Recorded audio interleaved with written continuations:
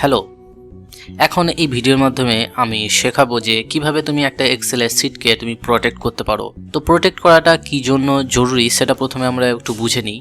ধরো একটা কম্পিউটারের মধ্যে 2জন বা 3জন ইউজার কাজ করে পার্টিকুলার কোনো একটা পার্টিকুলার সময়ে, কিন্তু ধরো এই শিটটা তুমি যেটা বানিয়েছো সেটার মধ্যে অনেক সেন্সিটিভ ইনফরমেশন আছে এবং তুমি চাও না যে কোনো একটা পার্টিকুলার রোকে কেউ ডিলিট করে দিক বা কোনো জায়গার সেলের মধ্যে কোনো ডেটাকে চেঞ্জ করে দিক বা অল্টার করে দিক। সেটা প্রোটেক্ট করা অবশ্যই জরুরি।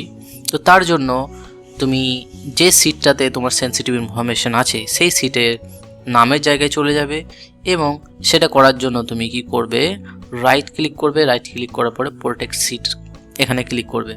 তো এখন সিটটা আনপ্রোটেক্টেড আছে, তো ওটা ক্লিক করার সাথে সাথে এই অপশনটা চলে আসবে এবং এখানে দেখো একটা পাসওয়ার্ড চাইছে এটাকে প্রোটেক্ট করার জন্য।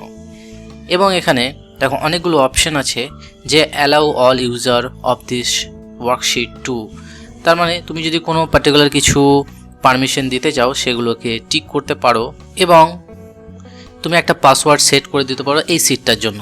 তো তার জন্য তুমি একটা পাসওয়ার্ড দাও যেটা অবশ্যই তোমাকে মনে রেখে দিতে হবে ভবিষ্যতে রেফারেন্সের জন্য। তো এখানে আমি একটা পাসওয়ার্ড দিয়ে দিচ্ছি, পাসওয়ার্ড দিয়ে দিলাম এবং তারপরে আমি একবার ক্লিক করছি ওকেতে এবং ওকেতে ক্লিক করার পরে আবার তোমাকে একবার রিএন্টার করতে হবে পাসওয়ার্ডটা কনফার্মেশনের জন্য। এবং এখানে যে কোশ্চেনটা দেওয়া আছে এটা তুমি পড়ে নেবে, যেটা তুমি অবশ্যই পাসওয়ার্ডটা কিভাবে দেবে এবং এটা কেস সেন্সিটিভ এগুলো সব লেখা আছে। এবং আরেকবার আমি পাসওয়ার্ডটা টাইপ করে দিচ্ছি এবং এখানে ক্লিক করছি ওকেতে।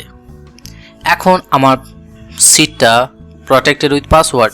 তো এখন যদি আমি এই পার্টিকুলার সেলটাকে যে আমি ডিলিট করতে চাই, ধরো এখানে দেখো অনেকগুলো অপশন কি হয়ে গেছে, ডিসেবল হয়ে গেছে।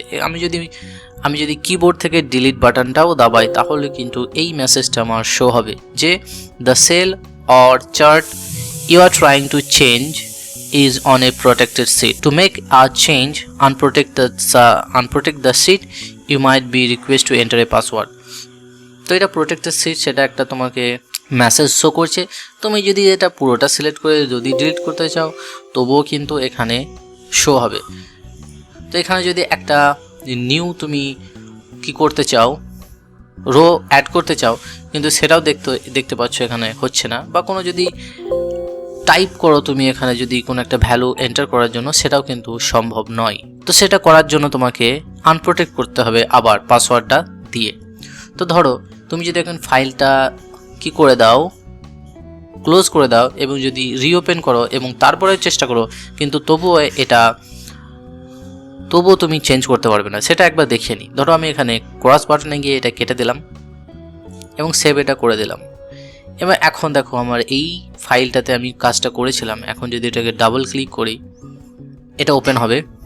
ওপেন করার পরে ধরো আমি এটাতে ডিলিট করতে যাচ্ছি, কিন্তু তবু এটা শো করছে যে এটা প্রোটেক্টেড আছে। তো আনপ্রোটেক্ট কিভাবে করবে, ঠিক একইভাবে সিটের উপরে যাবে, আনপ্রোটেক্ট সিট করবে, এখানে যে পাসওয়ার্ডটা দিয়েছিলে আবার দিয়ে দেবে। তো পাসওয়ার্ড আমি প্রেস করে দিলাম, এবার ওকে করে দিলাম এবং ওকে করে দেওয়ার পরে এখন আনপ্রোটেক্টেড হয়ে গেছে। এবার তুমি যদি এখানে যদি কিছু টাইপ করো, দেখো এখানে টাইপ হচ্ছে। এটা তুমি যদি সিলেক্ট করে তুমি যদি ডিলিটও করতে চাও, ডিলিটও পসিবল। তো এইভাবে তুমি তোমার সিটগুলোকে অবশ্যই প্রোটেক্ট করে নিতে পারো। হতে পারে যে মাল্টিপল 2, 3, 4 সিট আছে, সেই সিটগুলো তুমি কি একটা একটা করে প্রোটেক্ট করে রেখে দিতে পারো, যেটা তোমার ইচ্ছা। ঠিক আছে, তো আশা করি ভিডিওর মাধ্যমে কিছু শিখতে পেরেছো। যদি ভালো লাগে অবশ্যই তুমি ভিডিওটাকে লাইক করবে এবং এই ধরনের ভিডিও যারা দেখতে পছন্দ করে তাদেরকে এই ভিডিওটা শেয়ার করে দেবে, তারাও নতুন কিছু শিখতে পারে। তো ভিডিওটা দেখার জন্য ধন্যবাদ। দেখা হবে পরের ভিডিওতে।